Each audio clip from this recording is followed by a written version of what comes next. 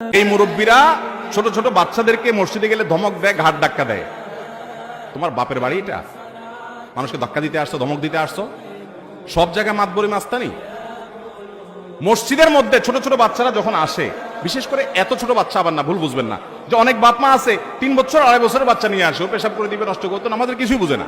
এত ছোট বাচ্চা না, ধরেন 500 বছরের বাচ্চা, যে বাচ্চা নামাজ পড়তে শিখবে। আরে আজকের বাচ্চা আগামী দিনের মুসল্লি, আজকের বাচ্চা আগামী দিনের, তাকে নামাজ শিখাইতে হবে না? এখন সমস্যা হলো, আপনি বলবেন যে ভালো কথা নামাজ শিখাইতে হবে, কিন্তু মসজিদে আসলে মুসল্লিদের ডিস্টার্ব করে, মুসল্লিদের এতটুকু ডিস্টার্ব সহ্য করার মতো মানসিকতা থাকতে হবে। সবকিছুতে পণ্ডিতি করা যাবে না। গল্প শুনেন, ঘটনা শুনেন। নবী করিম সাল্লাল্লাহু আলাইহি ওয়াসাল্লাম সিজদায় গেছেন, আমাদের নবীজি সিজদায় গেছেন। নাতি হাসান বা হোসেন রাদিয়াল্লাহু তাআলা পিঠের উপর উঠে বসছে, বুঝেন, গোড়া গোড়া খেলতেছে, নানার পিঠ পাইছে নাতি।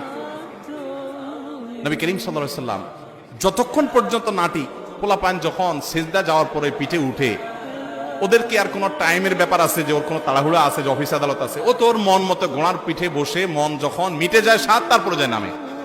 ঠিকই হযরত হাসান বা হোসেন রাদিয়াল্লাহু তাআলা আনহুমা যিনি ছিলেন, তিনি এরকম অনেকক্ষণ পরে নামছেন। নবী সাল্লাল্লাহু আলাইহি ওয়াসাল্লাম ততক্ষণ পর্যন্ত সিজদা থেকে উঠার চেষ্টাও করেন নাই।